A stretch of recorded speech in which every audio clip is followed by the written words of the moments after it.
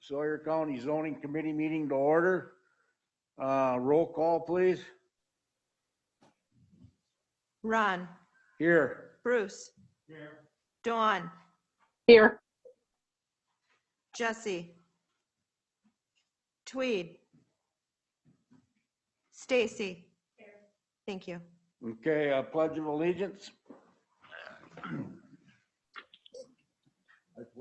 Pledge allegiance to the flag of the United States of America, the republic for which it stands, one nation, under God, indivisible, with liberty and justice for all.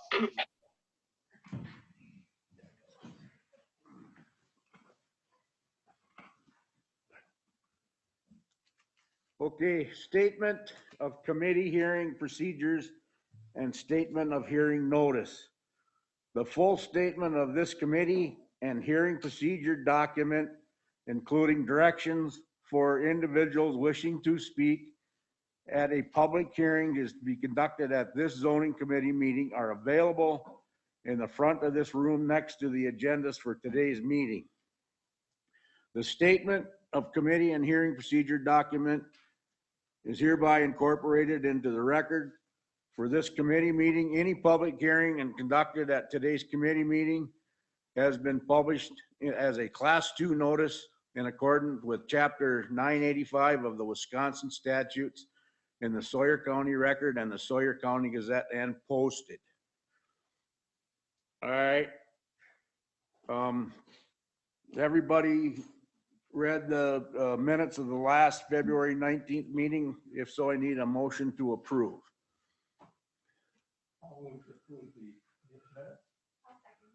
Okay, we have a motion by Mr. Paulson and a second by Ms. Hessel to approve the February 19th minutes. All in favor say aye. Aye. Aye. All opposed, motion carries. Public comment. Please note, comment time is intended for general public comments, not comments relating to a specific application before this committee. Each agenda item requiring a public hearing will have its public hearing conducted just prior to the application being considered by this committee. If you wish to speak on a specific agenda item, we encourage you to hold your comment until that specific public hearing. We have one individual with a hand raised. Hold on 1 second.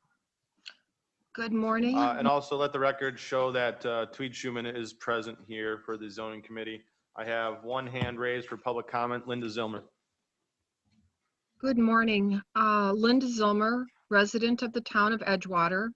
My public comments this month again are primarily with regard to the process of zoning hearings and also in relation to some items of discussion at last night's county board. I know that there are habits that I have that are difficult to break, but when you do the roll call, if you could please call the names, including both first and last names, so people know which supervisors are members of the committee.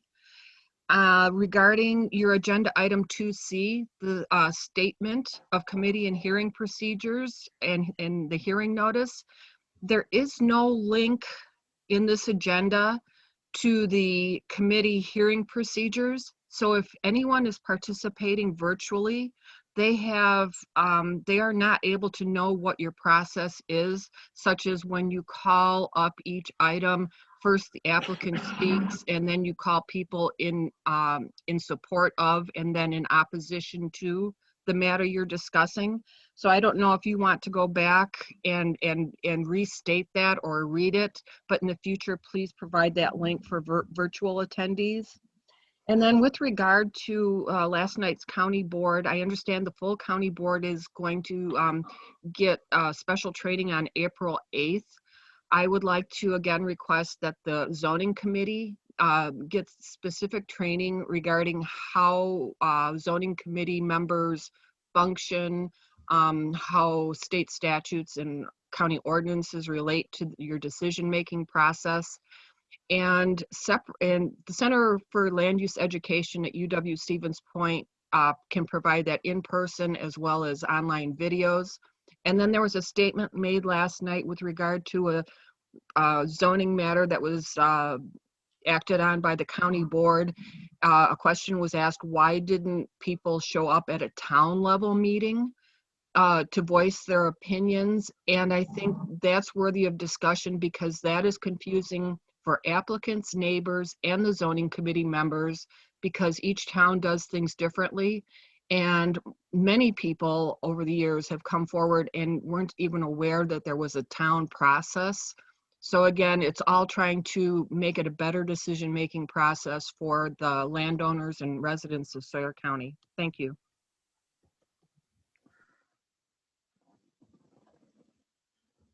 Thank you, Linda. Anybody else on there that will put their hand up or anything that wants public comment? Okay. All right.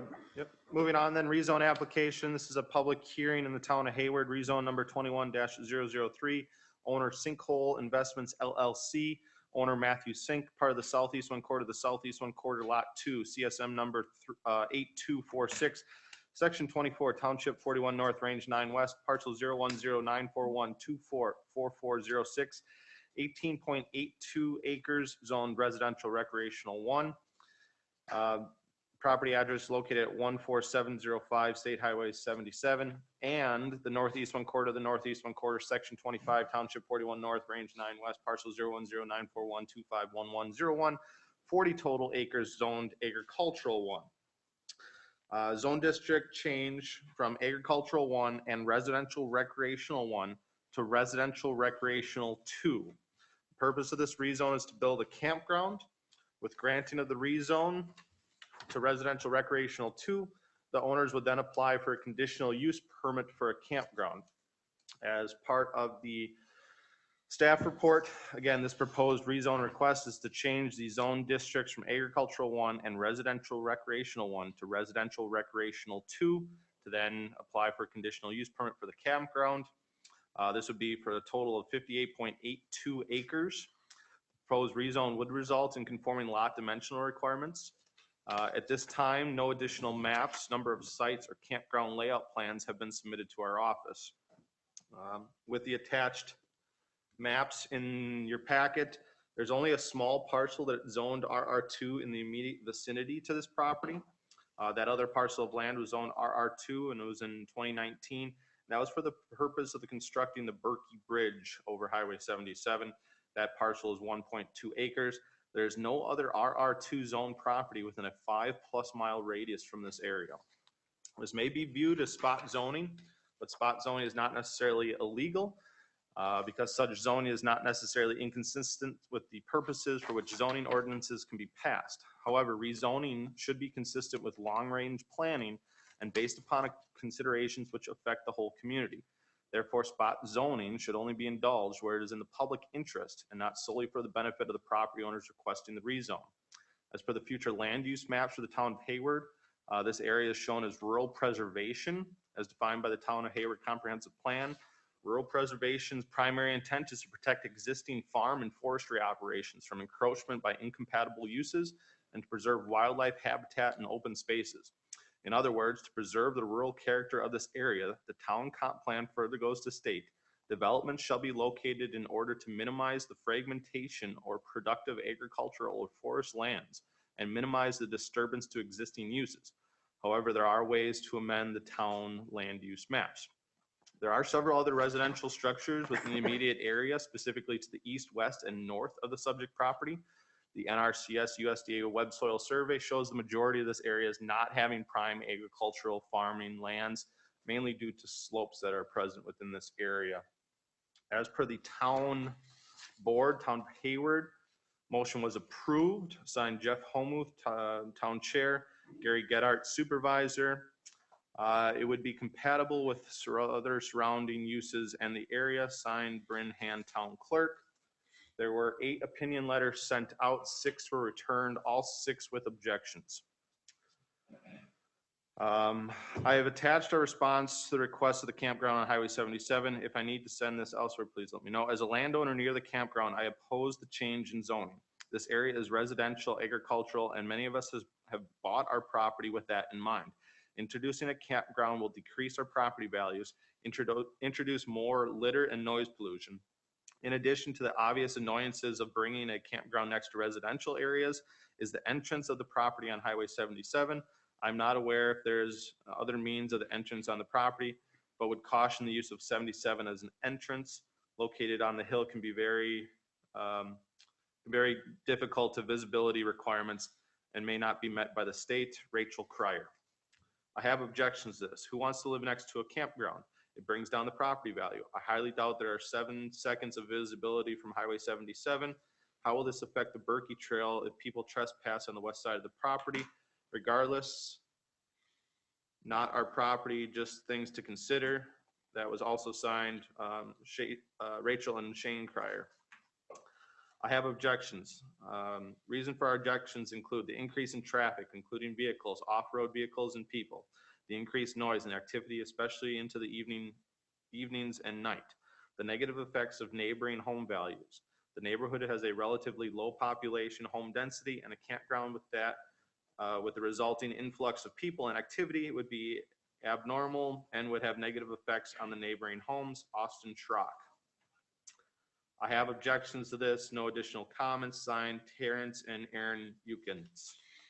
I have objections to this. Our response is based upon the following concerns. There are currently no other RR2 zone properties in this area. A spot zone change for this space of RR2 could result endeavors which would have a detrimental impact on the surrounding parcels. For example, our understanding from others is that the placement of the campground in that area with 2,640 feet of shared border with our parcel will decrease our property values. The surrounding area has been residential for many years and increasingly so over the past few years. A spot zoning change to RR2 could result in developments that we believe are inconsistent with and out of place in this particular area and setting. Several of our extended family members hunt frequently on our parcels throughout the year during various hunting seasons. We have concerns that spot zoning change to RR2 could result in an increase in unauthorized people being in the woods during those periods, resulting in safety concerns for us, especially for those not wearing proper hunting attire and colors. Over the past years, we've encouraged several individuals on and off our parcels and trace amounts of garbage and refuse who are under the incorrect impression that our property is owned by the county or another entity, and they're therefore open to public hunting year round. Our feeling is proposed use will only exaggerate that issue. Signed James or Patrick Duffy. I have objections to this.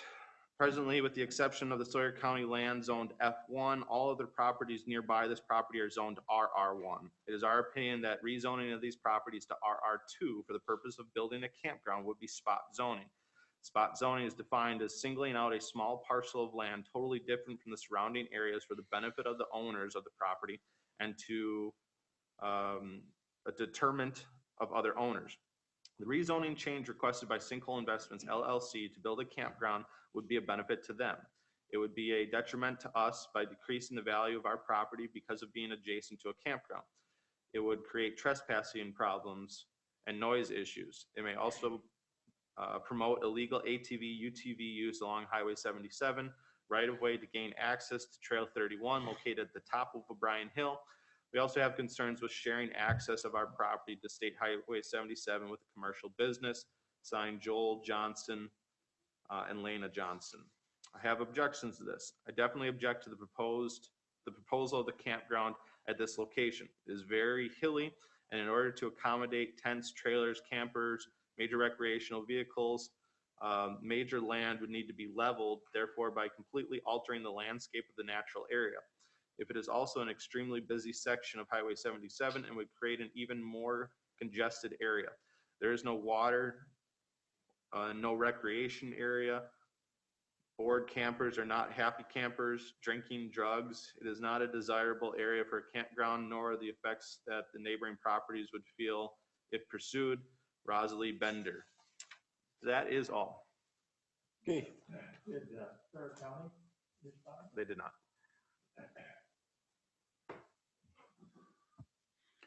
All right. Okay, I need a motion to go into public hearing on rezone number 21-003. I'll make that motion. Okay, we have a motion by Mr. Schuman and a second by Mr. Paulson to go into public hearing. All in favor, say aye. Aye. All Aye. opposed, motion carried. We are now in public hearing. Miss Matthew Sink, that's you. Okay, come up, state your name and talk to us. Sure. Hi, I'm Matthew Sink, the owner of Sinkhole Investments.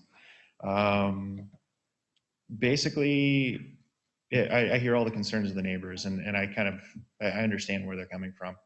I do have intent of building a campground. However, it's not quite the demon it seems that they're wanting to propose it to be. On this particular property, it's a very perfect location for a campground because of the fact that it won't disturb the landscape. I purchased this property from somebody who was turning it into a development site, who had already leveled some of the property on the 18 acres closest to the highway. My goal is not for the 18 acres, it's actually for the 40 acres down below. That's where the RV sites are. One of the things that really sold me on that property was the fact that I went down there and you can't even hear the highway. That's one of the beautiful parts about it. On the 40-acre parcel, you can't hear the busy traffic that's already there. The other advantage is the highway already splits into 2 lanes coming into there. So a lot of the concerns with RVs cluttering up the area, they've already got a slow lane to turn off. No other area in Hayward seems to accommodate, an RV campground like this would, from my opinion. The other piece of it too is it's not really necessarily about the campground. It's actually more about trail access. Hatchery Creek is immediately to the north. And yes, there is the Berkey Bridge that's in the close vicinity. And county land on the 40 acres is all to the east of me, which eventually does lead to Trail 31, which I am hoping to someday get that approved to get access, not through Highway 77, but through county land. There's already some trails that are there, they're just not marked. I've walked them myself, and there's actually been some tree clearing that goes from Trail 31 that tees in, that comes close to the property. But trail access is something none of the other campgrounds in the area seem to really cater to. Most of them are for lake people, for river people, all about fishing. And I kind of feel like there's a big need for that. There's no real good central hub for people who want to get on like the Hatchery Creek biking trails, hiking trails, or the ATV trails. There is a trailhead on 31, but it's down in Chippewa Trail Lane, down south and east of the property if you want to scan on the display.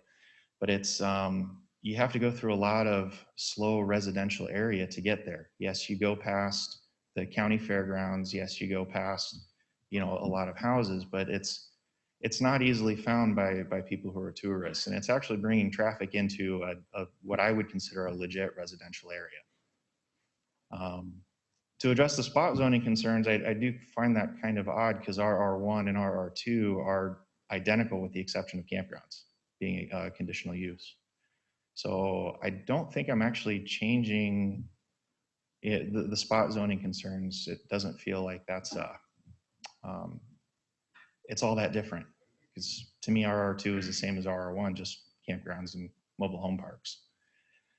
So let's see, the other concern was the hunting, I believe I heard.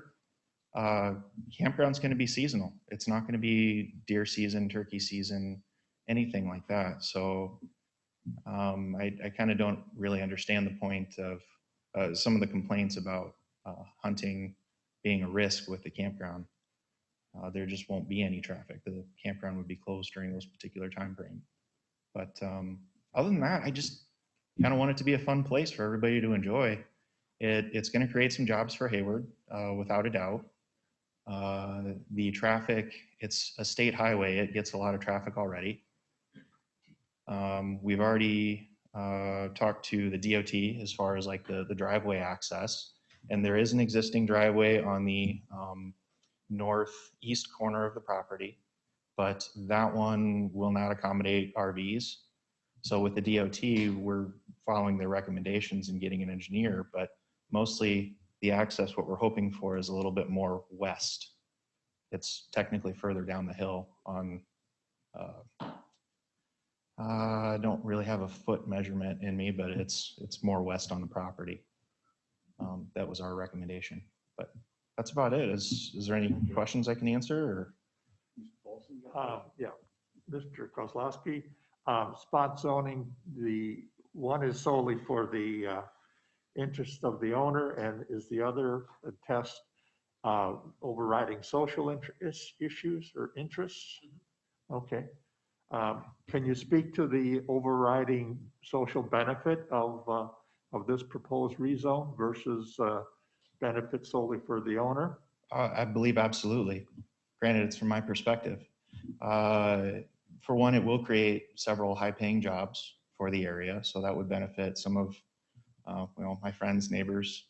It also provides a service to the community if we can get the appropriate trail accesses by providing something that Hayward doesn't have before. So the idea is it's going to encourage more tourism, more people on the trails. That is what the goal is. So opening that up, that's a good thing. The campground, and is this going to be seasonal? Yes. It's going to be fire rings and tents versus very big rigs? A mix of both, but predominantly RVs actually. Okay, so yeah. Okay, it probably is going to be then almost a year-round residence. Oh, no. Well, but my experience is those big rigs that come in, a lot of them stay there over just years and years. Oh, we have plans to put limitations on how long people can stay. Okay, but those plans aren't evident anywhere in this packet. Oh, that would be with when we apply for the conditional use. Okay, and you're not applying for the conditional use at this point? Correct. Okay, thank you. Mr. Schuman? Mr. Chairman. Jay, I think I heard you say in the Town of Hayward report that this is not prime agricultural land. Yeah, as part of, Jay, in my opinion, this is part of the Round Lake Flats, and that's some of the very best farmland in the area. So unless it's the topography is and that's so hilly or. right, and that's what I looked at. So I look at the USDA Natural Resources Conservation Society Web Soil Survey, and they do classifications on farmlands. And that's where I believe this last map is generated from, right here. And they show the majority of that area, be it that kind of south 40 acres, as being consistent with 215D. 215D is shown on map here, would be Penn Sandy loam 15 to 35% slopes, not prime farmland. And I would believe that it's not prime farmland because of the slope criteria. I do have an elevation map in that packet as well. And there's quite a few, yeah, there's quite a bit of terrain in that area. I don't know if it does it justice. Did I pass it there? Yeah, I don't know if it does it justice here. Yeah, please. But I mean, you're talking 1318 up by the road, 1350 up by the road. There's some areas that get up to, 1415 in the back. So there's quite a bit of undulation on that property, which I believe that in general is going to make that not prime farmland because you're going to be going up and down slopes constantly. And we just, So yeah. is it places, and this might be for you, sir. I can't remember your name right now. Oh, Matt. Are you going to be able to make some level RV sites in this type of terrain then? only on the south 40 acres. That's the only place where it's thin enough, and it's also a lot of old growth trees. So there's not a lot of young growth to clear out. It's pretty much prime and ready to go for it. If I may. Yeah. So if you're down here, I'll show you another map. So this is essentially the proposal when we go to conditional use. See, everything will be on south. They're actually The boxes are deceiving because it's large property, but there's at least 50 feet between the sites.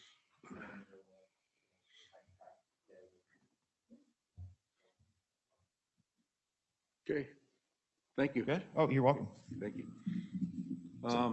Is there anybody on there that wants to speak in favor of this up there? Just No. this one here. Okay. Seth Han, I wish to speak in favor of this application. Okay, state your name, sir. Yeah, my name is Seth Hahn, H-A-H-N. I live about a mile east of the campground. I live on State Trunk Highway 77 as well, too. I'd like to speak in favor of this campground from the perspective of the mountain biking and cross-country skiing community. I come from the northern Midwest, spent a lot of time, Grand Forks, Sioux Falls, Chicago. I've made a lot of friends there. And everyone from all those areas all come here to mountain bike and ski. We have awesome trails. I tell everyone, and everyone agrees, it's made the best trails between the Smoky Mountains and the Black Hills. So we have a lot of traffic come up here for that purpose. Sealy and Cable all have very awesome trailhead access for the mountain bike trails operated by Canva and the Berkey. And the Berkey has done a very awesome job building up those trailheads. I just wish Hayward had similar access. Hatchery Creek trailhead right now is very small and confined. There's not much space there. The turn as you go down the hill into the Hatchery Creek trailhead for skiing as well as mountain biking, the turn there is actually very dangerous. Cars come right around that corner at that park. I've experienced it myself numerous times going down there. There's only about 6 or 7 parking spots down there, down at the trailhead, down where that cabin warming hut is down there. And there's kind of like this invisible turn down there. So I've talked to Matt about what his plans, what he plans on doing, and basically increasing the trail access for Hayward. The close proximity pretty much across the street from Hatchery Creek trailhead, I believe would act as a relief, allowing people to park down there and access the trails without having to increase the congestion currently at Hatchery Creek. I also think it's a very big benefit to the community as well because of the trail access for the ATVs as well. I also think it's probably the best spot as far as traffic is concerned too, because there's a third acceleration deceleration lane on State Trunk Highway 77 that extends pretty much actually a full half mile to the west and a full half mile to the east. If you look at some of the other campsites, like KOA, for example, they don't have those safety features like access to this property would. In addition, I don't know how you couldn't approve a campground on State Trunk Highway 77. What other infrastructure does the state provide us to provide traffic for such opportunities? If you can't build it on State Highway 77, you know, nothing else can compare as far as offering access. So, like I said, I live on 14097 Highway 77. I'm only just a mile down the road. I see logging trucks, commercial entities going up and down the road all the time. So I think it's very well handled to support the traffic. And just within 2 miles on the same highway, we have Walmart, Glassworks, Fisher's Auto Repair, Riverside Lanes, Hayward Marine. Right across the street from the proposed campground is Criery Electric. There's also RR2 across the street as well too. And if you look at east, we have LeBar Plumbing, Hayward Mini Storage, Butterfield Drilling, Hayward Glass and Door, and Northwoods Humane Society. Excuse me, sir, you want to kind of finish up? Yeah. So in conclusion, I just want to say that I think this is well suited for a campground and I'm in full support of it. So, thank you. Thank you. Great. I just wanted to make note that campgrounds have always been a part of Sawyer County since I've been little. Mr. Paulson had brought up last month that we are a tourist community. So just wanted to be mindful that all these campgrounds align with our economic development, align with our tourism opportunities. So just wanted to put that note in. Thank you. Okay, is there anybody out there now that wants to speak for this rezone? Good morning. Anybody out there would like to speak against this rezone? Okay. Who is it? Linda, go ahead. Good morning, Linda Zilmer, a resident, or I'm sorry, property owner, not yet a resident of Edgewater, where we do have a lot of campgrounds already. The Berkey Bridge rezone that was mentioned in the staff report, as Jay read earlier, predates a number of the committee members. So I think Mr. Buckholt and Mr. Paulson, and probably even if Attorney Roker's online, this came up some months ago. When the Berkey sought to rezone for the bridge, it was supposed to be for RR1, I believe. And there was a mispublication in the newspaper. That might have taken 1 or 2 hearings for that bridge. I can't remember. I know there were neighbors concerned with the bridge. My concern at the time was by allowing it to be zoned RR2, it would open the door for future problems. And I think while people are recognizing this as spot zoning, please be mindful that the RR2 in the area was not really intended to be RR2. Secondly, with regard to the discussion of whether these parcels are prime farmland, it's not just these parcels. It's once you get an activity that's tourism related going, Sawyer County has a long history of once a tourism business gets started, they oppose agricultural activities.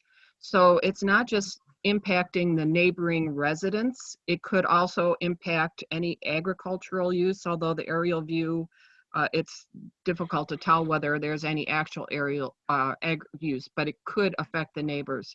So just some factors to decide, or as you decide whether to approve or deny the rezone. Thank you. Thank you.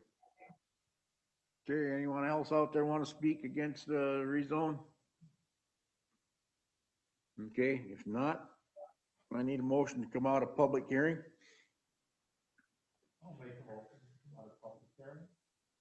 I'll second that. Okay, we have a motion by Mr. Paulson and a second by Mr. Schuman to come out of public hearing. All in favor, say aye. Aye. All opposed, motion carries. So discussion action for rezone number 21-003, Sinkhole Investments LLC. Legal description is previously read into record. This rezone request would be for 8.82 acres zoned RR1 and 40 acres zoned A1. The request is to rezone all acres to RR2 for the purpose of building a campground. With the granting of the rezone, the owner would then need to apply for conditional use permit for the campground. Okay, Mr. Chairman. Committee, Mr. Paulson. Okay. Mr. Kozlowski, could you read the section that you talked about before where are the nearest RR2s? Yeah, so the nearest RR2, there is that 1.2 acre parcel that's was rezoned back in 2019 for the Berkey Bridge. And Ms. Zilmer was correct in that there was an error in publication for that. We moved forward with that publication, and again, the intent probably wasn't for it to be RR2, and being that it is a 1.2 acre parcel, there wouldn't be any type of campground or mobile home park or trailer park that would be permitted on that. It doesn't have the acreage requirement. The other nearest RR2 property that I had seen, and I had to go out quite a ways on the maps, was roughly about 5 miles away, and that would be towards the northeast. I couldn't even tell you where that was at this point. You start getting 5 mile radius in the town of Hayward. It's a pretty large swath of area. Mr. Schuman. Okay, I got a question for Mr. Sink. Matt, how are the bikers and skiers gonna access Hatchery Creek from your campground? Is that gonna be via the Berkey Bridge? Well, the hope is a shuttle service, that would be offered across the way. The idea is that people could stay the night and be shuttled to the Hatchery Creek Trail. Okay, because you'd have to cross 77, correct? Correct. And then at the moment, that's the only safe way to do it. Can you step to the mic? Just Oh, so we yeah, can pick yeah, it up on sure. audio? Yes, to reiterate, we would be trying to offer a shuttle service, and at least in the beginning, unless there was the possibility of Berkey Bridge access. That's the intent, anyways. And ATVs, UTVs could access Trail 31, then you're gonna try to get an easement through the county Correct. or a trail up to Yeah, on the Trail absolute. 31? Yes, on the absolute southeast corner of my property, there is already an existing trail that's unmarked. I haven't followed it yet, but there's also a TN trail for, I believe, a logging operation that's on Trail 31 as well that goes west towards my property. I haven't seen if they meet up or if they're close, but the goal is ultimately to ask for that easement and, eventually maybe work with the ATV clubs and see if we can get that to happen. And Jay, that would be east of the campground, correct? It was about 3/4 of a mile east of the campground. My map actually just cuts it off. It's probably, just off the corner of the map here to the east is where Trail 31 runs north and south, and then crosses 77. It's about 3/4 of a mile over there. There are some existing logging roads that are in there. In conversations with the county forester about this specific proposal, he said that we have done these easements in the past, so there are potentials to get it, and ultimately that would need to go through county board for approval of basically what ultimately is going to be kind of a private trail use to hook up with the public trail. But again, apparently we've done that in the past, so. Okay. Okay, and then my last question is, I'm kind of in favor of this. I'm with Supervisor Hessel. That we are tourism and that I think this would be good for the economy in the area. Increasing our sales tax revenue, bringing more people to the trails. But I do have a concern is regarding the campground ordinance, that we're looking at, and we're expecting changes to come with that. What happens if we were to approve a campground prior to the ordinance change? Would they be grandfathered into the old ordinance? Right, so it all depends, and Rebecca can correct me if I'm wrong, it would all depend on when that individual showed a vested right. And if they were to submit an application for a conditional use permit with the campground layout prior to any proposed ordinance amendment being adopted by the county board, they would ultimately default to the current ordinance. So even if there's proposals and ordinance changes, none of it has been approved by county board. Again, if that applicant was to submit an application to our office prior to county board ratifying that amendment, they would be defaulted to the current ordinance. Okay, thank you. As they've shown a vested interest or a vested right at that point. And if Rebecca's listening, she can correct me if I'm wrong. If not, we can continue. Are you on there, Rebecca? I am. Jay is correct in that the trigger event for obtaining a vested right is the submission of a complete application. That complete application goes to the rezone petition, not any conditional use permit petition. So if once the application is deemed complete, which I don't know if it is at this point in time, that is when the applicant has again, that quote unquote vested right in the existing zoning. Okay.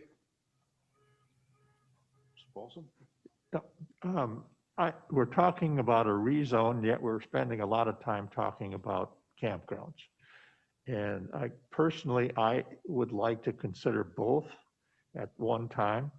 I mean, I'm reluctant to rezone this property, and then we look at the campground layout and all the issues, and they don't meet, I guess, our judgment is proper and appropriate.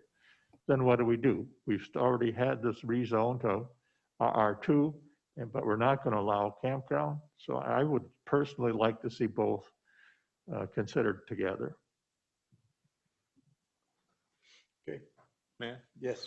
And Rebecca and I had a conversation about that yesterday, and this is something where we haven't really seen a lot of these just rezones without a cut being tied to it, whether it's for a campground or whether it's a gravel pit.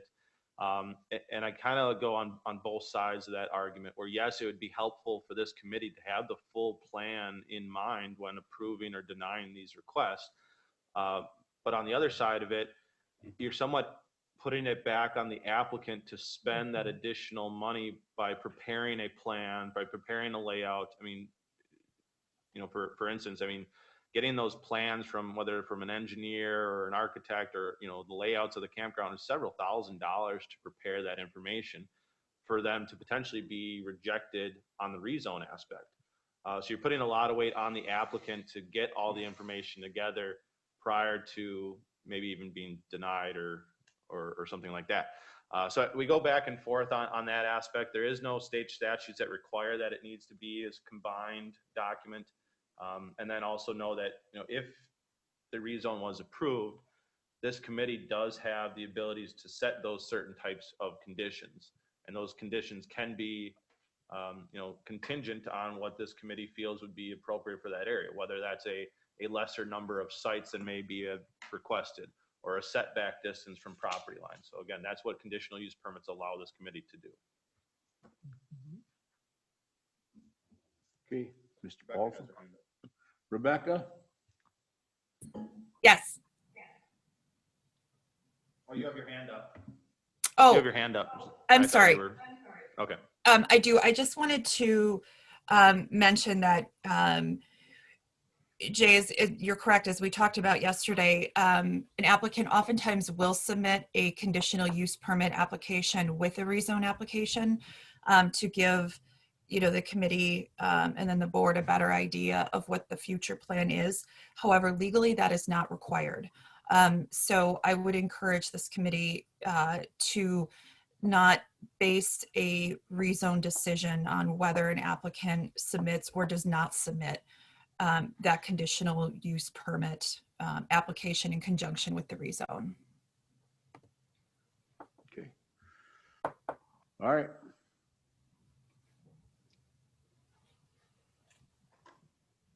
Committee, Jay?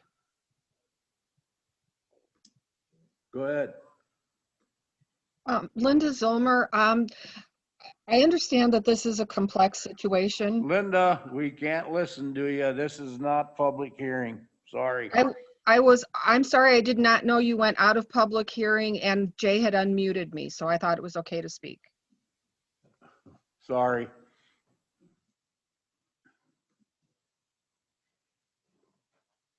Okay, committee, what do you want to do here? Mr. Chairman, I would make a motion to deny the proposed rezone. In my opinion, it's spot zoning. It's solely for the benefit of the owner. And we've talked a bit about the social benefits, but I do believe the social benefits are not as great as the benefit to the owner. Okay, we have a motion on the floor by Mr. Paulson to deny the rezone. Is there a second?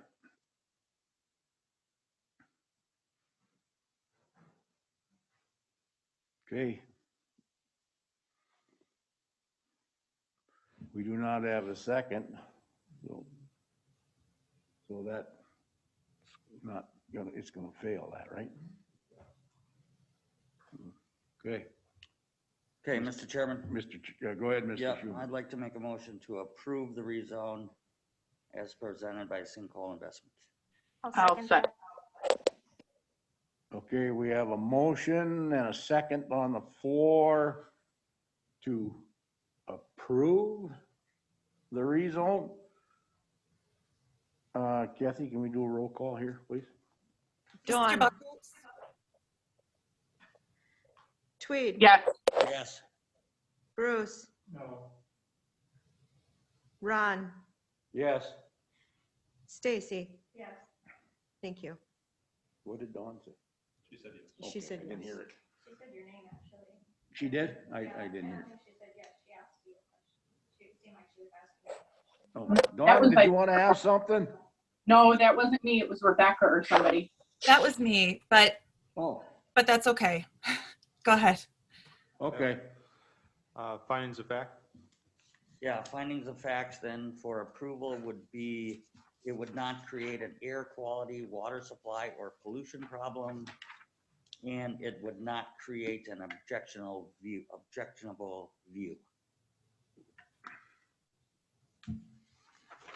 Okay. Thank you. Thank you. Next, we have a public hearing in the town of Hayward, rezone number 010, owners Pinewood Property LLC. We've seen this one a few times. I'm not going to read in the legal description for this property, but I'll give you kind of an update with this one. This is for another rezone and conditional use permit proposal for a campground at Old Cisco's Resort on the Chippewa Flowage. The applicant has withdrawn the request at this point. And I feel like I could probably share the reasons as to why. And well, per his, reasons why is to resubmit an amendment to the town of Hunter request and complete a new submittal rather than hearing an amended plan. In conversations with legal counsel, the applicant was denied at the town level. And prior to coming to this committee has withdrawn the request, and they're looking at doing an amendment for a smaller acreage as well as a smaller overall campsite request.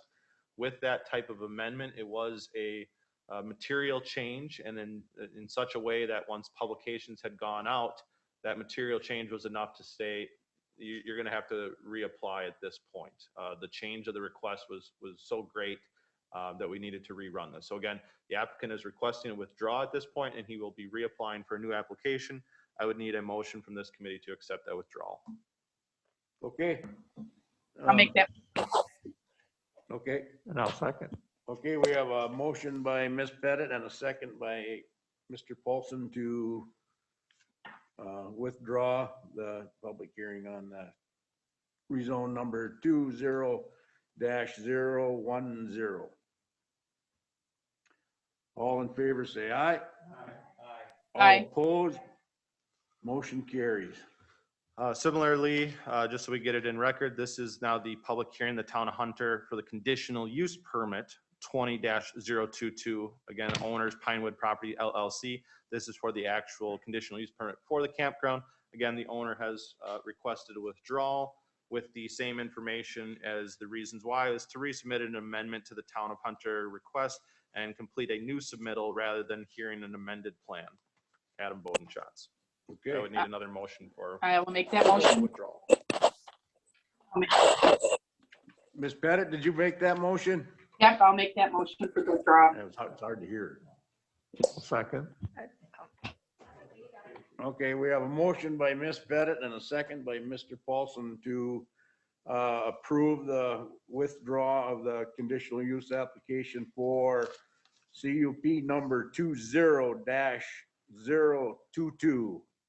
All in favor, say aye. Aye. Aye. All opposed, motion carries. All right, give me 1 second to get back to the right parts here.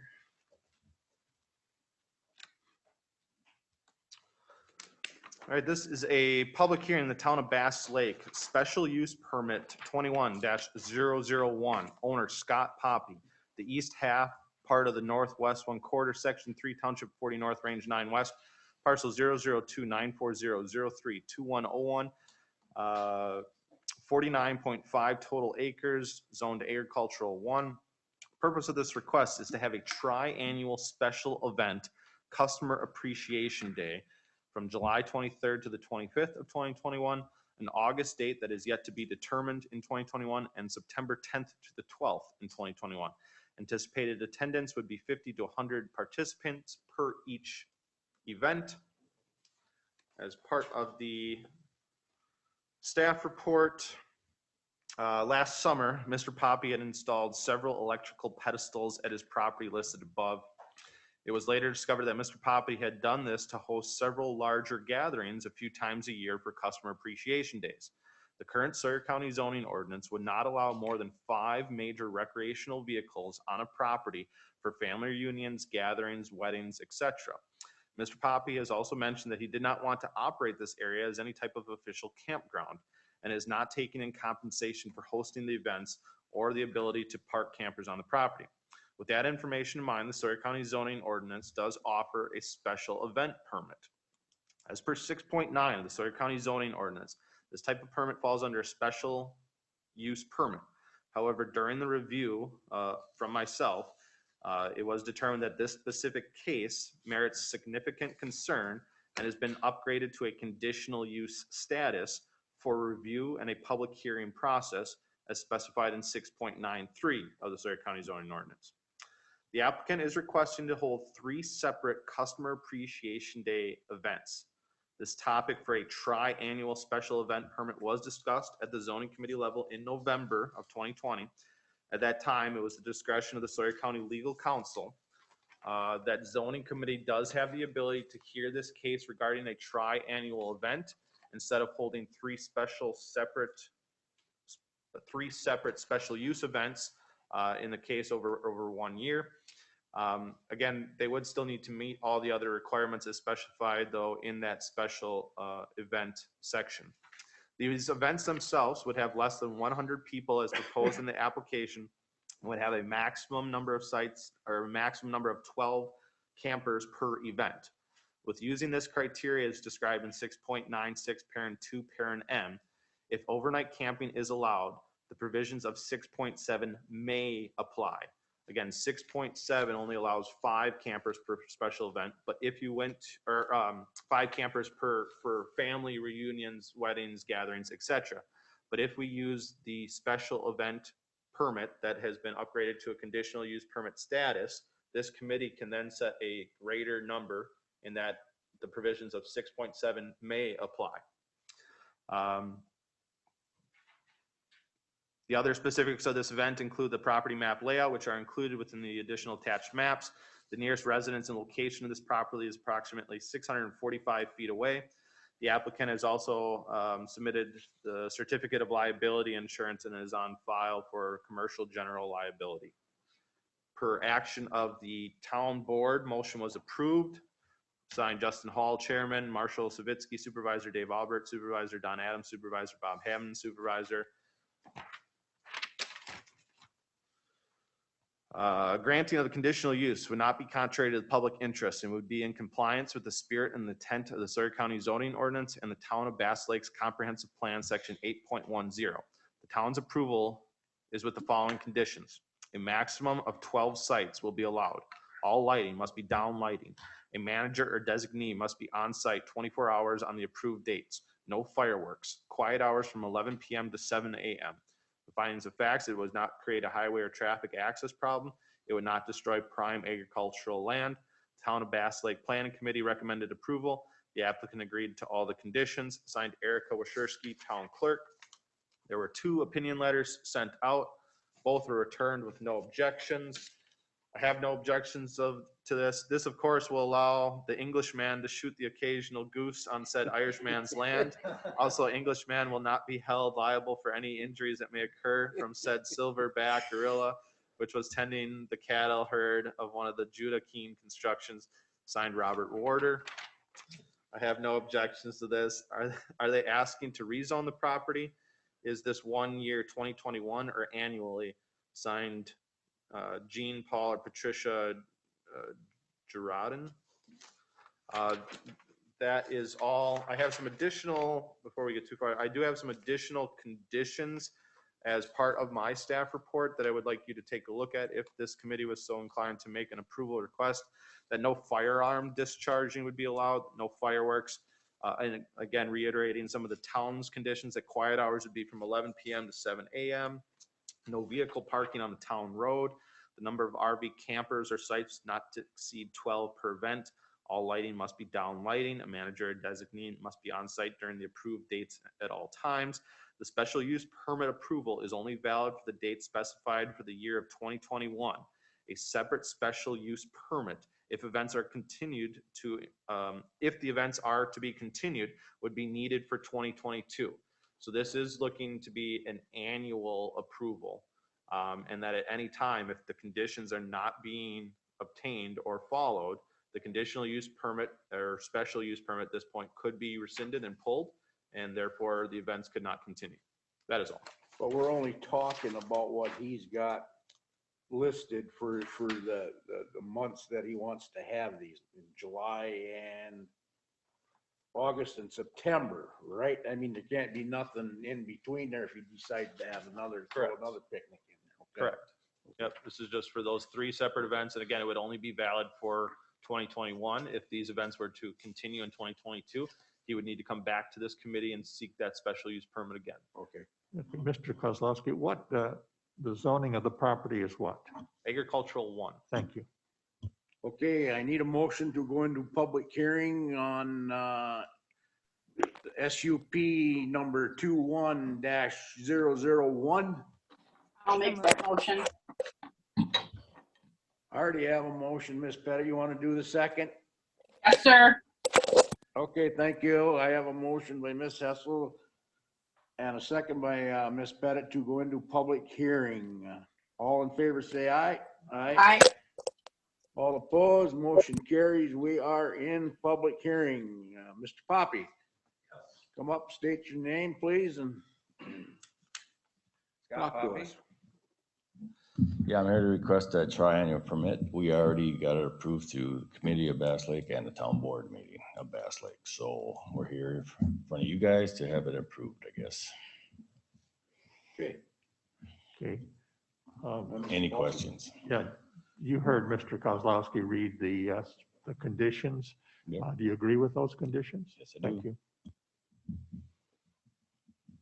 Okay. I guess I have one question. Did you have a date specified yet for August yet? I think we moved that to June, the weekend of the 11th, I think, 11th through the 13th, I think it was.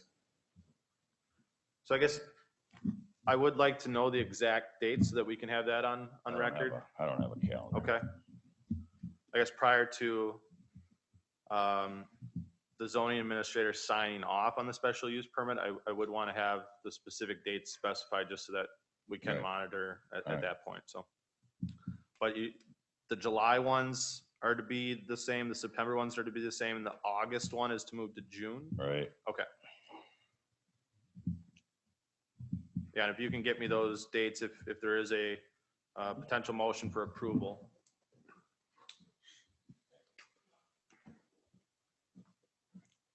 June 11th, 12th, 13th.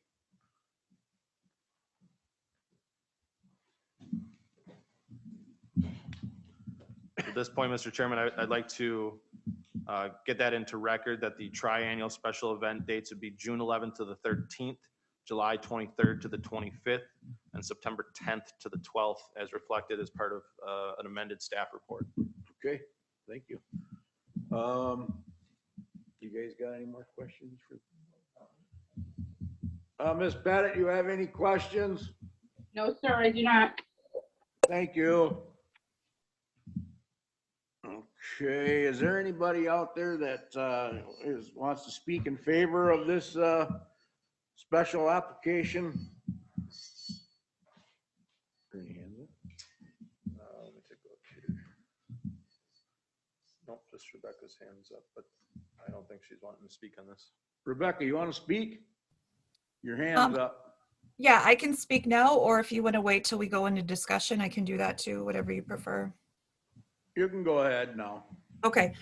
I just wanted to point out that at this point, the committee is looking at this, for these 3 separate events, which you do have authority to do under section 6.96. However, keep in mind, that's a policy decision. If you don't want to, you don't have to.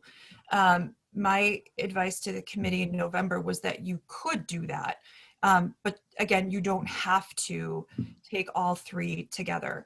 That being said, if you do take all 3 together, keep in mind that Jay and his folks in his department can do monitoring of all 3 events. And if there's non-compliance with any of those conditions, he can intervene even after 1 event. So again, my point is that even though you can take all 3 of these together, you don't have to if you choose not to. That's a policy decision. That's it. Thank you. I do have another hand raised as well. Who is it? Bill News. Mr. Neese, go ahead. Bill? He's always. Can you hear me now? There you go. Now we can hear you. Okay. The town, Phil Neese, Town of Bass Lake Planning Committee. And when we looked at this, I guess we had some concerns, which I'll pass along. We did approve it, and I think it's fine, but I think that we want to be careful because most of these special events that we have approved or the county's approved in the past have been one-offs. And looking ahead somewhat, we put 3 events into one special, one permit. And so consequently, what if I came with, at some point, you got to say how many events can be put into one application? 50, 100, 2, 3, whatever it is. I'll give you just a second of history because special events, part of the reason it was rewritten, I was involved in that, was the fact that Rice Lake, Eau Claire was having a lot of music festivals on farm fields. And so it was coming this way, and somebody had made an application for a couple hundred acres down by between Bass Lake and Sand Lake. So we really needed to look at trying to get some control of it. And that's the reason you got all the reasons. You got to have an EMT and so forth, and all that was put in. The only reason that the word may was put in for section 6.7 was the discussion at the time was, do we want these people, do we want these people after the music concert, after they may be smoking something, they may be drinking something, do we want them on the roads or do we want to let them stay within the site?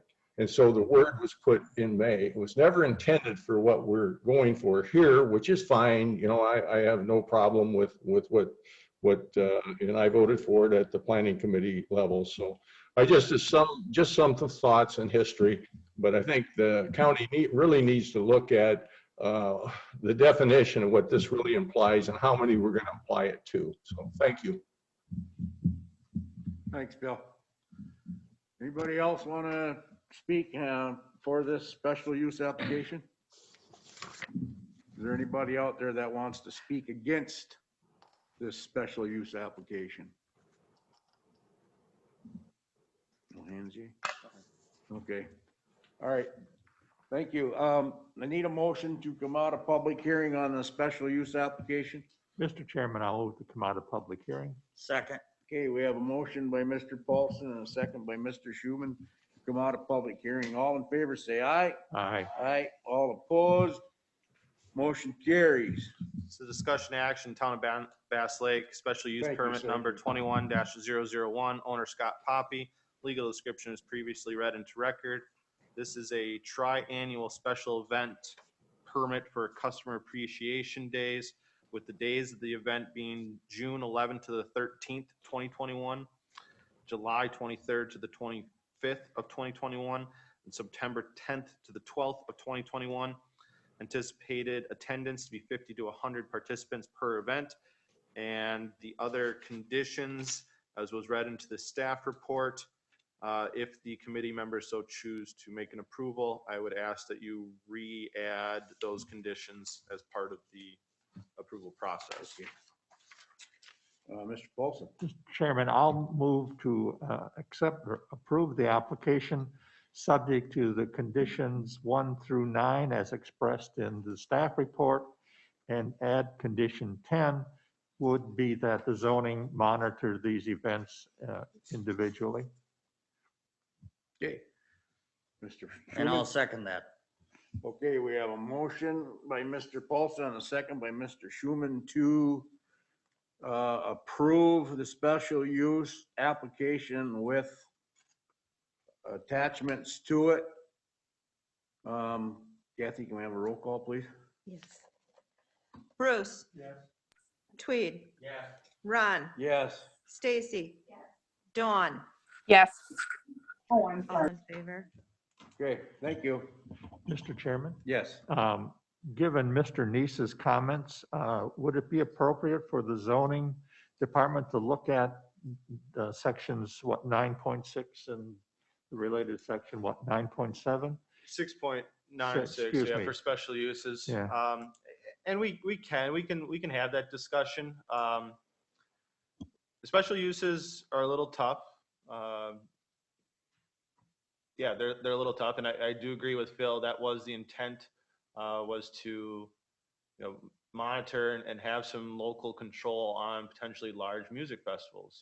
That is what I've heard from the history on that as well, is you were having those large, whether they're outdoor rock festivals or outdoor country music festivals that would bring, thousands of people into the area with several hundred campers, a couple music stages. And that was why that portion of the ordinance was first adopted. Now, we haven't really seen any of those of that magnitude or that scale come to the county, but it's out there just in case that were to occur.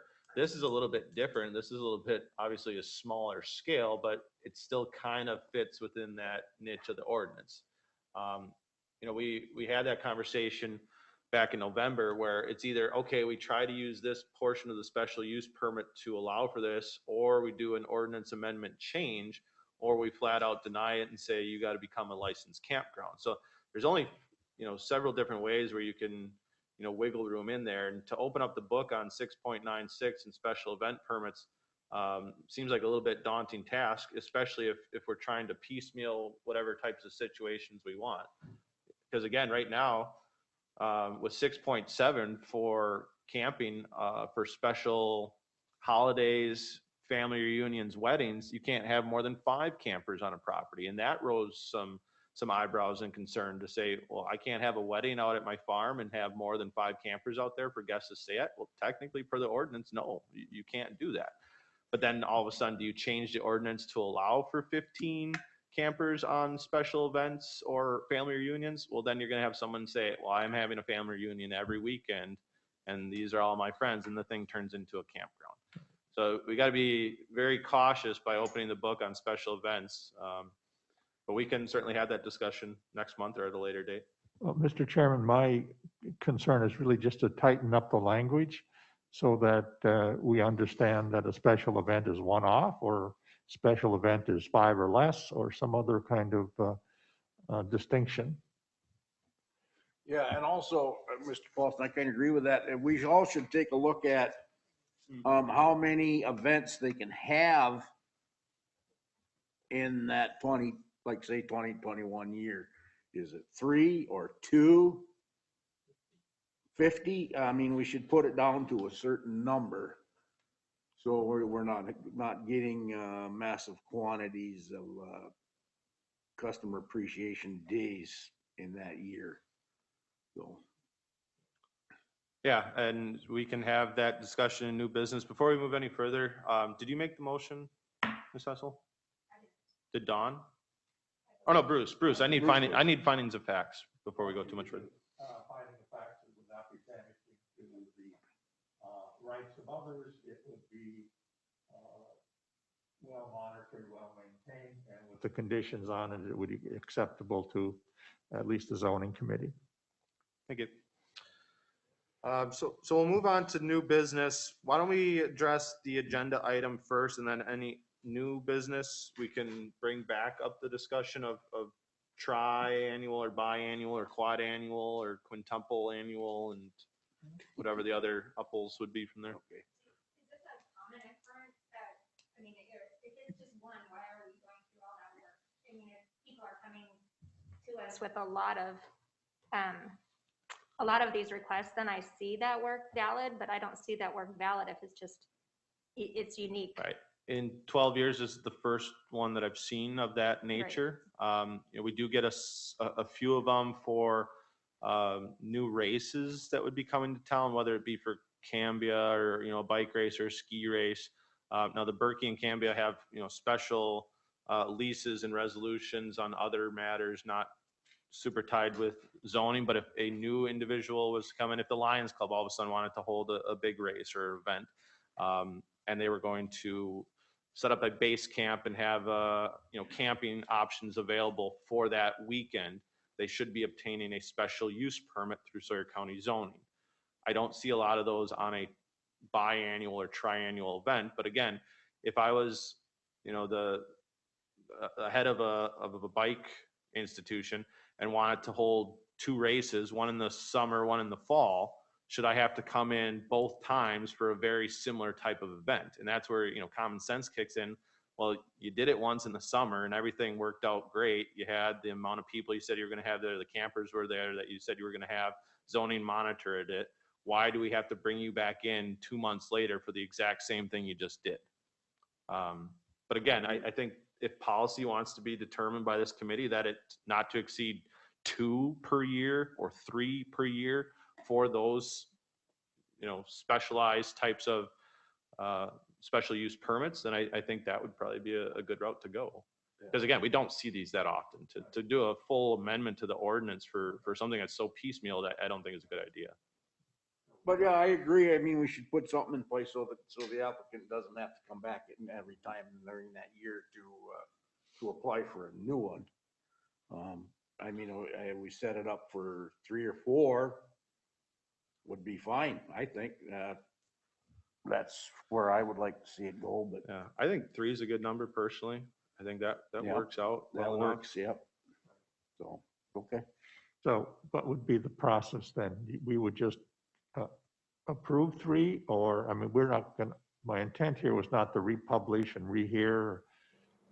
Right, and we wouldn't republish or rehear at this point until next year. Again, this permit that the committee had just Right. approved is valid for 2021. Right. 2022, they'll have to come back in and reapply for the same type of triannual event. And I think really by just discussing it, and Rebecca can correct me if I'm wrong, if I actually need something in writing, but it almost sounds like you're wanting to discuss a policy that we would hear as a triannual event or a special event not to exceed a triannual per year scenario.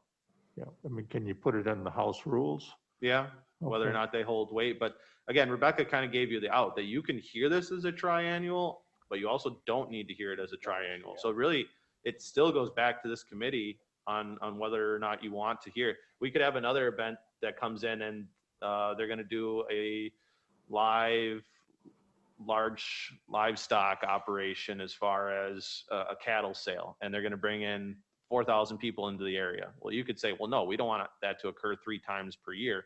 We're going to only limit this specific case to 1 time. Again, this committee has that ability to either hear it as a single or hear it as a triannual. I can get something in writing and have the chairman sign it at our next committee meeting that per policies by this committee, they would hear a triannual not to exceed. But again, as a discretion from this committee could limit that to just 1 occurrence. All right. Moving on to 6.A, Surrey County Zoning Ordinance Amendment to Section 6.6, Trailer Camps and Campgrounds. This has turned into something, that's for sure. We initially started this back in, I want to say it was like August, September. A year ago. Yeah, even further. It initially started with looking at deck size requirements and to change the deck sizes within campgrounds. It was then kind of turned back to myself to potentially look at a holistic overview of the camping ordinance in general. So we went back, we added some additional language. Last month, I had kind of a 2 red line comparison, a red line as to what the committee had seen the month before, as well as some late additions. This is now a clean red line as far as additions from what is the current ordinance as to the proposed ordinance. There have been a few other correspondence from individuals discussing the proposal. I thought I had the one other one in here. Oh, yeah. Okay. So I'd like to read, I guess, both of these into record. The first one is from Mark Hasselbaker For the proposed changes to 6.6, dear Chairman Buckholz, the Wisconsin Association of Campground Owners, my client, has serious concerns about the proposal included in the draft ordinance be considered by the zoning committee. The proposal would prohibit campgrounds from operating as the Wisconsin state rules permit campgrounds to operate. We believe the restrictions proposed by the ordinance are unreasonable and preempted by Wisconsin law. For the reasons set forth in this letter, WACO urges Sawyer County to reject the proposal. WACO does not dispute that the county and its towns can use zoning to determine whether campgrounds may be located, how many acres they may occupy, and other instances of owner or zoning power. We take strong exception. However, the county's attempt to impose what amounts to licensing requirements in the guise of zoning ordinances. We have heard the ordinance is motivated by concerns that campgrounds are being used as residence. If that is happening, it is in violation of existing regulations. Those can and should be enforced if it is not necessary to adopt these ordinances to achieve that result. The proposed ordinance compared to state rules. The existing language of Sawyer County zoning ordinance and the proposed changes are in conflict with the rules governing campgrounds, which are found in ATCP 79 Wisconsin Admin Code. Here's a summary of the major provisions of your ordinance. They go on to a chart format, specifically looking at the dates. Now, again, when this letter was sent to us, it was working, I believe, off of version 2 of the proposed campground amendments. This is actually working version 4. So initially they had concerns with the May 1 to October 15th date. That has now been changed to the March 1 to December 1 deadline. They had objections to requires a manager on site 24 hours per day. We've also changed that, and that it would be a manager or designee available 24 hours per day. Minimum lot size increased from 5 to 10 acres. Summary is that there is no minimum lot size. This is a permissible zoning regulation. So it sounds like they're objecting to it, but there are no grounds for zoning having a greater acreage requirement. No more than 5 sites per gross acre. As per ATCP 79.115A, that would have no more than 20 campsites per acre. The proposal is much more restrictive than state law. All lighting be down lighting. There's no specified lighting requirements in ATCP. The term is in regulation and needs definition. No site may be less than 75 feet from water or lot lines. ATCP has no state minimums. This is a permissible zoning regulation. The 75 feet from ordinary high water mark, I would argue, though, does have other state statutes requirements found in NR 115. Limits camping cabins to 300 square feet, forbids lofts on second stories. That is found further down, which hasn't actually changed from the existing to the proposed ordinance. But ATCP 79.132C has camping cabins, maybe 400 square feet, no restriction on loft. This proposal is more restrictive than the state rules. Forbids construction of enclosed structures attached to campers. ATPC 79.132A2. Additions are permitted if they meet state building codes. This language is more restrictive than the state rules. They further go on to state WACO worked for more than 10 years with the state of Wisconsin to update ATCP 79 to meet current market needs and requirements. ATP 79 provides a state framework for appropriate campground development and operation. The comprehensive in the rule is an exclusive source of regulation of campground operations, as will be seen, and we believe these portions of the Sawyer County zoning ordinance and proposals with the conflicts of ATP 79 are preempted by state law. There's quite a bit of additional language that goes on to state and talk about case law.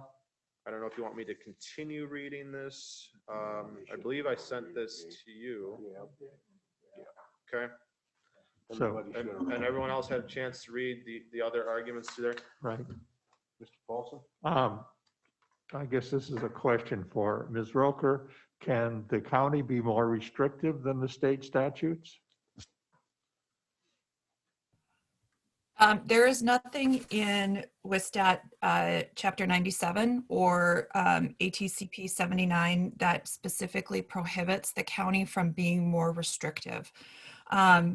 Similar to what you would see, for example, in the shoreline ordinance statutes, that a county specifically cannot be more restrictive. Now, that being said, the county obviously has to act within its statutory authority. It can only do what it has statutory authority to do.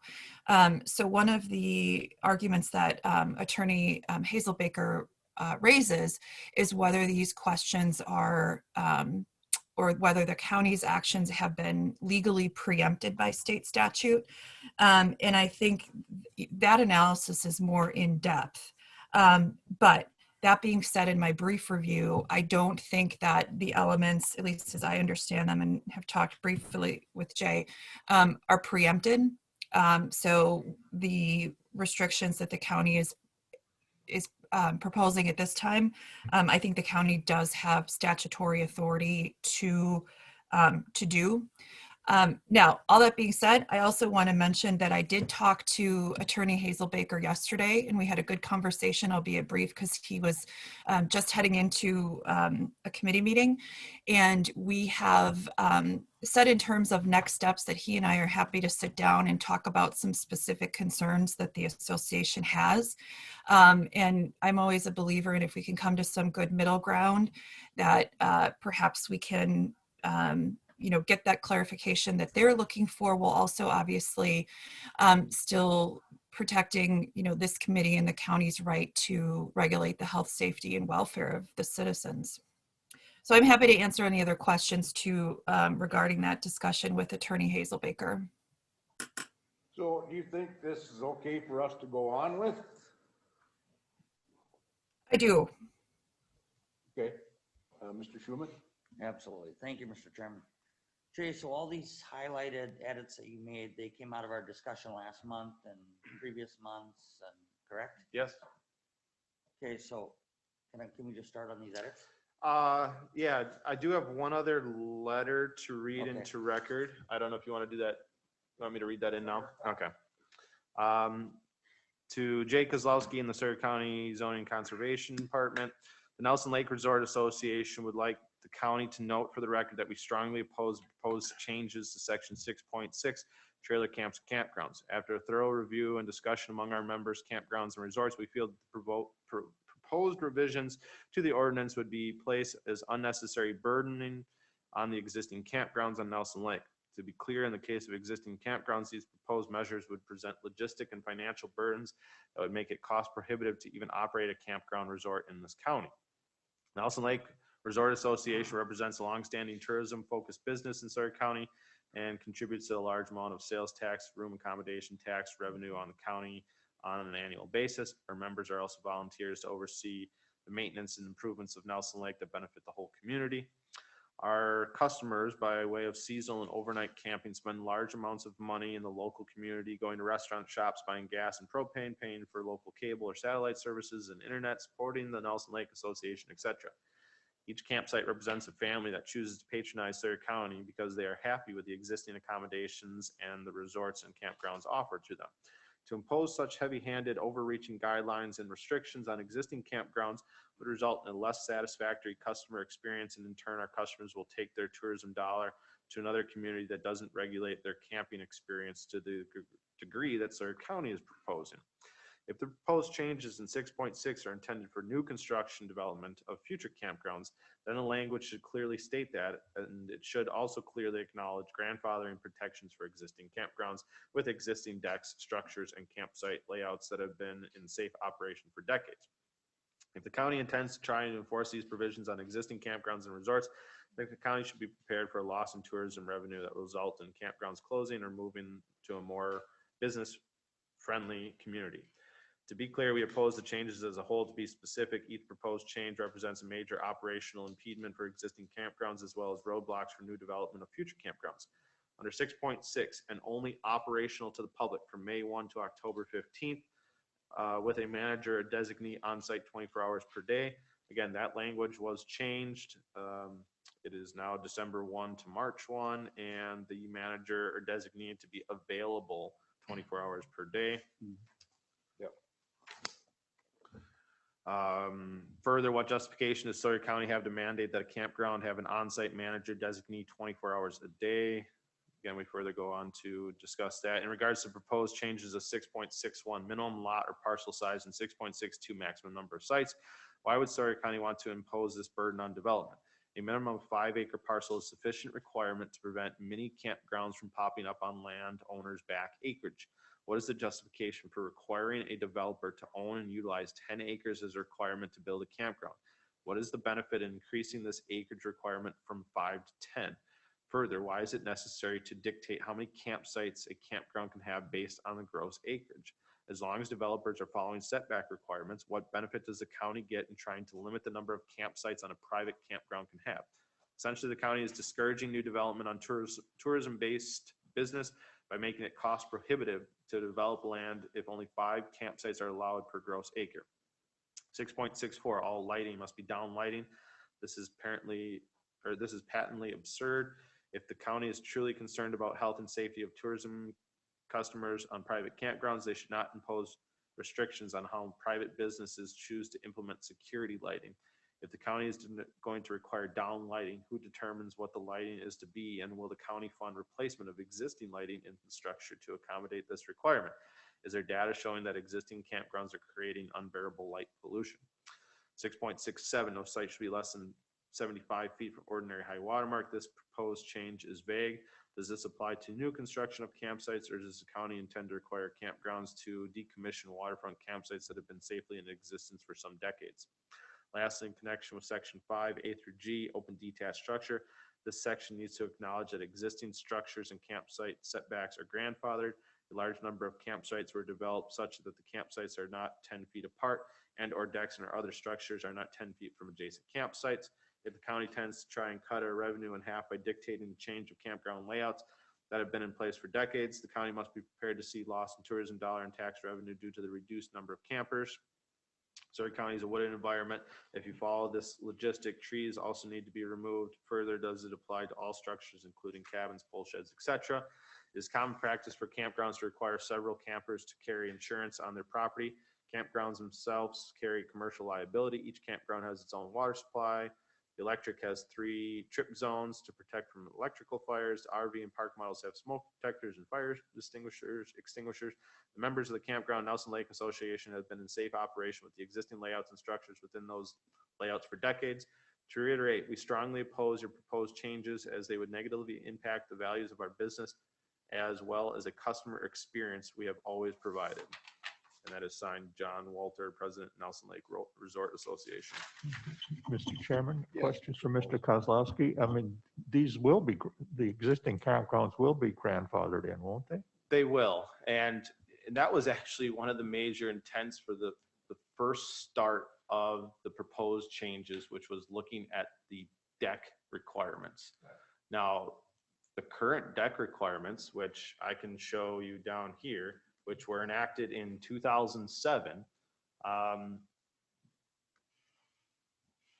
is that a deck, the width shall not extend more than 6 feet from the camping equipment's solid wall, not a slide out wall.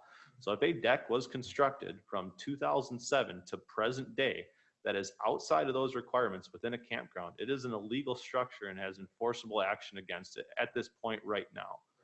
Unless this proposed ordinance changes to allow for a larger deck size, at that point they would be an existing they'd be an existing non-conforming structure, or they would meet the current requirements of the deck sizing. So if we ultimately don't approve some type of campground ordinance amendment, I will be looking at these campgrounds very closely this summer to see which decks were built after 2007 and which ones are not in compliance, and most likely issuing citations or order for removals for them.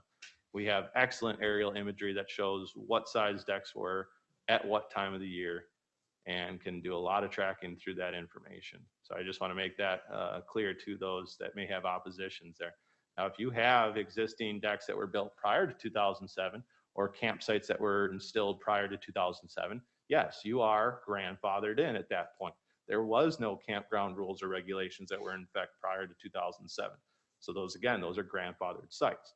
But 2007 to present, if there were changes, if campsites were moved closer to the water, if decks were added that don't meet the current size requirements, they are in violation. Mr. Schuman? Okay. So the grandfather language, is that something that you're gonna add and Rebecca's gonna help you to add that here? Because I think it is correct. It doesn't say anywhere here that campgrounds that are in operation prior to this will be grandfathered, you know, as far as the number of acres, sites per acre. Is that true, Jay? Yeah, If we amend this and and Rebecca approve can help this- me with that, but I'm pretty sure anytime you do an ordinance amendment, it's somewhat interpreted that if the amendment was done, if you're existing non-conforming, that's what the old grandfather terminology was. I would assume anytime you do an amendment, that's inherited language with that proposal. But Rebecca, I don't know if you have any comments on that, or if that needs to be added. Yeah, I think generally speaking, that is the default rule, that whatever was existence at the time of the zoning change or the law change would be, you know, quote unquote grandfathered in. You can have statutes that sometimes specifically carve out grandfathering and say that this is effective essentially retroactively. Now, that being said, if the committee wants to include that language, there's no legal prohibition from making it very clear that the ordinance applies only to going forward and not retroactively, and that, you know, anything in existence from a prior time or at a specific date is not subject to these new restrictions.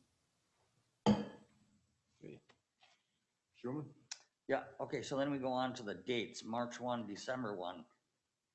I think we just heard from Mr. Sink that his campground won't be in operation during deer season or hunting season. Well, that would incorporate most of the hunting season. So we changed those dates at our last meeting, or they were recommended? We did. There was an individual that said, yeah, I mean, we may have a warm April, because initially I believe it was October 1 to May 1, where again, we have a warm April. There's people that are wanting to come up. And there are some campgrounds that, yeah, you may have some people that are wanting to do some, you know, fall bird hunting or fall deer hunting, where if they got to be out of there by October 1, well, they miss, you know, really all the best parts of fall hunting season. The state also has a requirement that they can't be open more than 9 months out of the year. So that is why those dates were then chosen, that it's closed from that December 1 to March 1. So we did change the dates from version 3 to version 4. And that was some of the complaints with the letters that I had. They didn't like those initial dates as well, the May 1, October 1. So we have changed those dates to reflect some of the concerns we were hearing.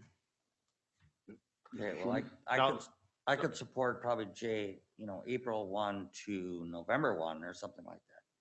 But here we're the middle of March, and there's no way you're gonna be pulling campers in there without, you know, the soft ground. Right. Especially some And of just these because, you know, those dates are in there doesn't mean you have to pull your camper in there. And just because those dates are in there doesn't mean that this committee can make a condition that it not be in operation.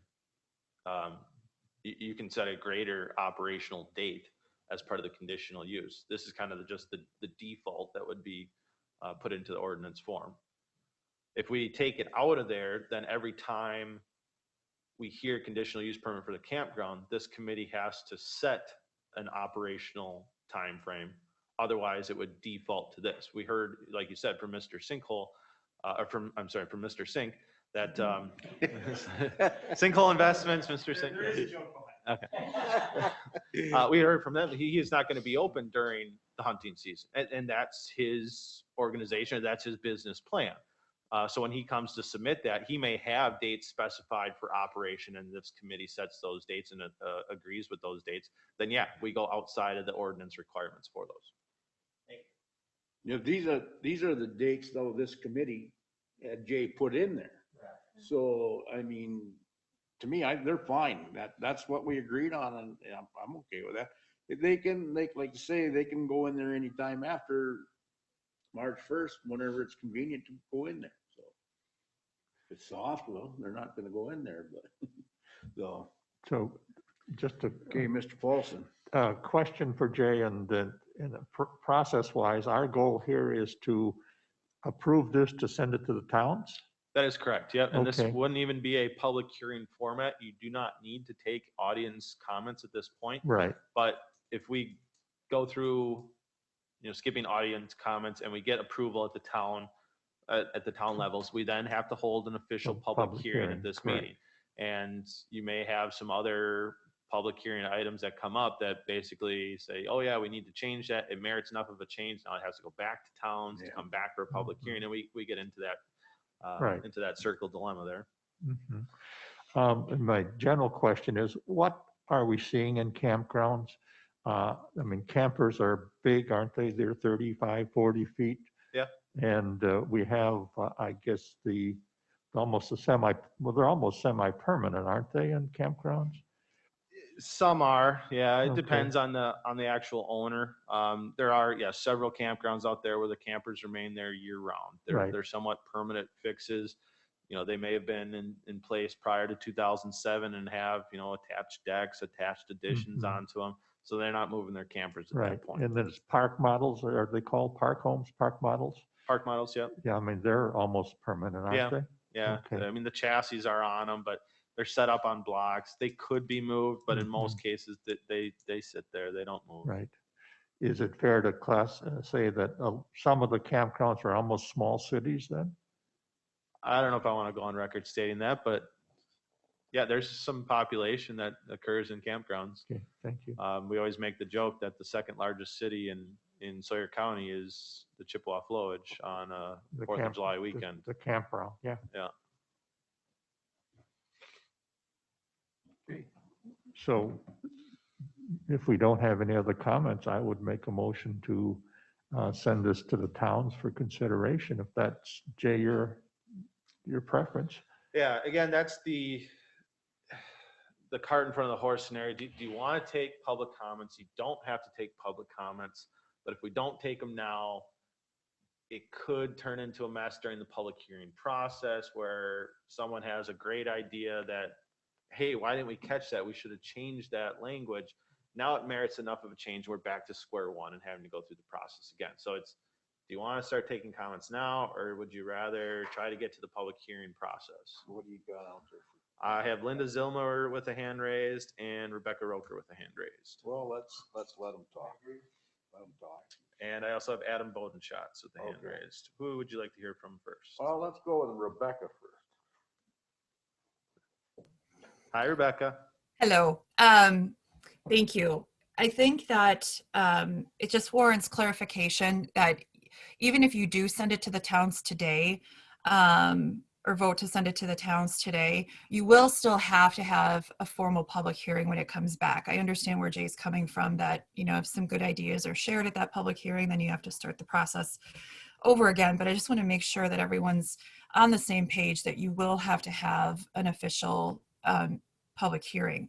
The other thing I wanted to mention was that Attorney Hazelbaker and I have not had a chance to talk in detail about what about the association's proposed comments or revisions are. So I do think that will be a helpful conversation to try to come to some middle ground. So I'm not recommending that you hold off on sending it to the towns, but I just want to make very clearly that there may be some more legal comments back from Attorney Hazelbaker once he and I have a chance to discuss this in more detail. That's it. Thank you. And Mr. Hazelbaker is online at this point. I don't know if there were any comments. Again, I'll leave it up to the chair. If you want to get into comments, you said you did? Yes. Okay. I'll just pick them off here in order. Okay. Linda Zilmer, your hand's up. Yes, please. I'm glad to know that Mr. Hazel Baker's on the line as well as Rebecca, because I would like clarification regardless of the action. Is the first item has to do with the operational dates, especially in light of hearing the rezone testimony where the potential future campground would serve skiers. Nothing in my understanding of the current ordinance or the proposed ordinance would have winter months included. So I don't know if the camping industry is looking for year-round camping or just temporary. And then maybe from our attorney's standpoint is my reading of, if I see this language in an ordinance saying that my campground can operate from March 1st until December 1st, I would not think that the zoning committee could make it a lesser time than that. So if we can get clarification on whether those are the dates that somebody would be entitled to, or whether the zoning committee can restrict it. And the second thing had to do with the grandfathering in of decks. And it's with regard to Jay's comments that prior to 2007, things would be grandfathered in. My understanding was originally only those 4x4 entrance and exit platforms were allowed. Sometime after that, but before 2007, I thought there was a deck maximum size of something like 6x8, but I thought there was a dimension prior to this other thing about 6 feet. So could we please get clarification on what existed in previous versions of the zoning ordinance? Thank you. Thank you.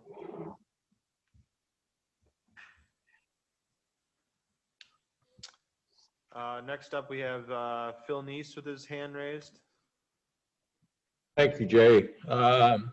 You know, we're coming up on a year on this, and I'm sure the campground attorney is, you know, they want to have their cake and eat it too. But we have a responsibility to the public interest. It's fine about tourism and what we're going to gain and so forth, but we also have an obligation to protect the resource.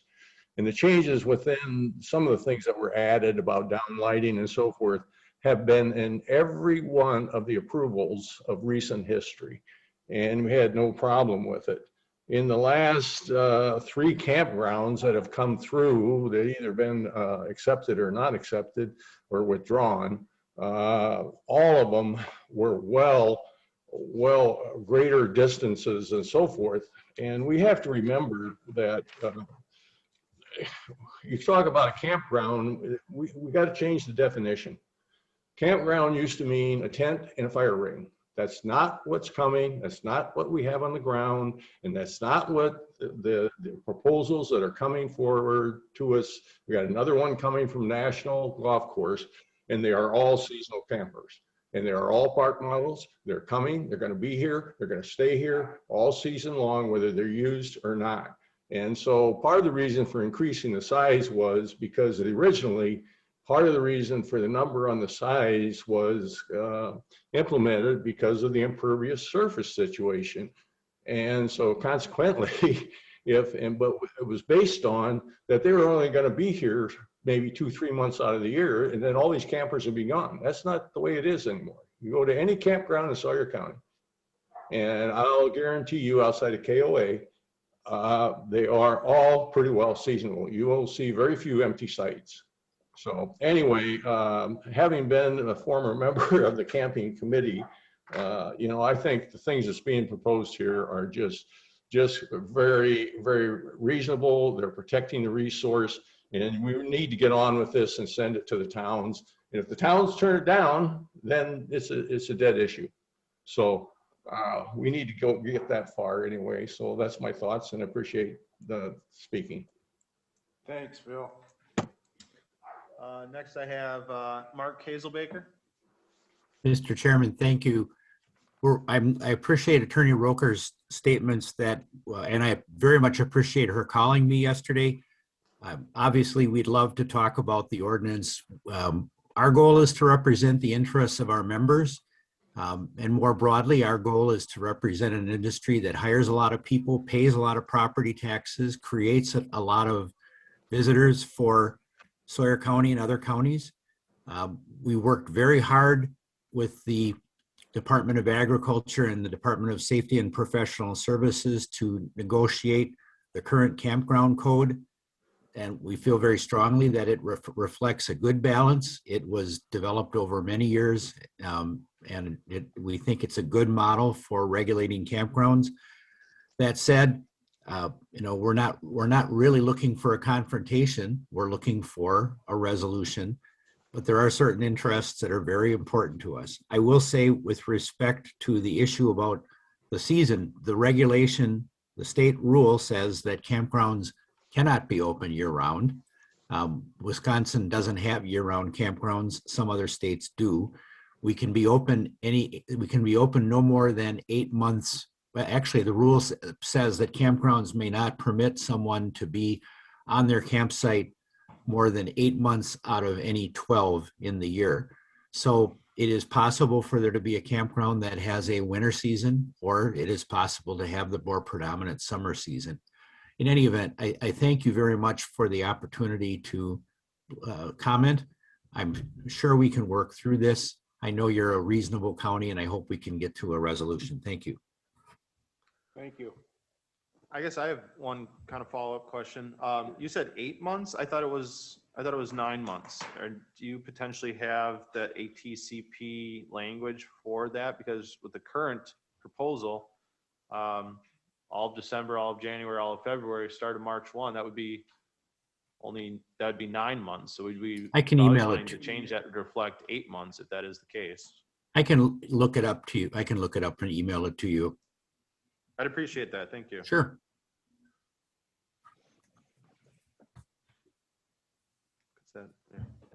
Next hand raised I have is Adam Bodenschatz.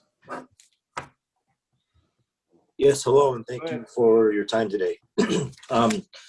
Just some things that I would ask the committee to think about on these proposed changes, and possibly change some decisions or some ideas. One thing I need to maybe point out is five sites per gross acre. I did a little bit of looking, and that's bigger than a city of Hayward lot, at least in the old section. RVs are quite a bit smaller than houses, and if somebody wants to check my math on the square footage of all that, please do. But it comes out to about 0.2 acre, like a 0.2 acres per site. I just think that's quite a bit excessive, in my own personal opinion. I still don't quite understand the 75-foot versus a 50-foot. Just ask the committee to rethink that and what that's going to achieve. Excuse me. I think there needs to be some clarification if on let's see, 6.6115 about the setbacks for, I believe it's detached structures and sheds. Is that from another camper on the next site and includes the camper on the current site? I believe an accessory structure on any building site is 5 feet. Jay, maybe you can correct me if I'm wrong on that, but I think some clarification needs to be put in there on that, please. And then I don't think many people are arguing the size of the decks, Jay. I don't think that that's a big issue. And then also the 18 inches, I just don't know what that's trying to solve on the deck height, whether it's 18 or 24 inches or whatever. I don't know what the language needs to be in there for. If you guys can think about that, and I don't know if an answer needs to be done today, but I don't know what they're trying to achieve there. And then respectfully to a response to Mr. Neese, you know, yes, everyone does need to look out for the public interest. It has been going on for quite a long time, but need to just remind everybody that us campground owners, we're part of the public too, and we have rights to protect our interests. And that's simply what we're trying to do here. And that's all I have. Thank you very much. Thank you. Mr. Schuman, you got something you want to say? Yeah, I guess we had a motion on the floor from Mr. Paulson to send it on to the towns, and I was going to second that. Okay.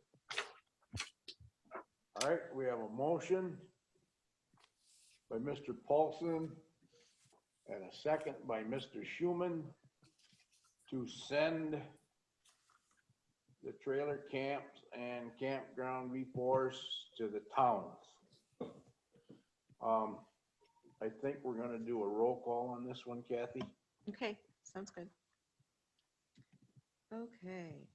Ron, Yes. Dawn, Yes. Bruce, Yes. Stacy. Tweed, Yes. all in favor. Thank you. Mr. Chairman? Yes. I have a question for Jay. If I heard correctly, campers have to be removed from the campgrounds? They can't be there more than 9 months out of the year? Can't be occupied. Occupied versus they can sit there unoccupied. Thank you. Okay. Can I request a recess just to use the ladies' room? Yes. We actually might be, Yeah, you can go. We're done here, I think. Any other business that may become before the committee? None? Well, We're Mr. adjourned. Oh, sorry, Go Mr. ahead. Chairman, Jay, could you clarify one question that came up earlier? Can the counties be more restrictive on the dates of a campground? You mentioned that within their CUP or whatever they present to us, that we can limit the dates, so we can be more restrictive than what's listed here? yeah, and I would end up probably getting back in touch with Rebecca on that. I guess if additional language needs to be added to allow that, which it sounds like the committee wants to, I could put at the very end of that, and only operational to the public from whatever date to whatever date, or otherwise designated by a conditional use permit. That would give you that kind of wiggle room to set other dates as determined. But I'll get back together with Rebecca. We'll go through a full legal review, send it out to the towns, and it'll come back for public hearing process. 6.1.1.2 talks about grandfathering. You might want to just look at that before you and Rebecca. Yep. Okay. I got that one starred already. Hmm? I got that one starred and already for me. so. Okay, thank you. Okay. We're adjourned. Thank you, sir. Thank you, Stacy. Good job, people. Thank you, gentlemen. Thanks, Miss Pettit. Have a good weekend. You too.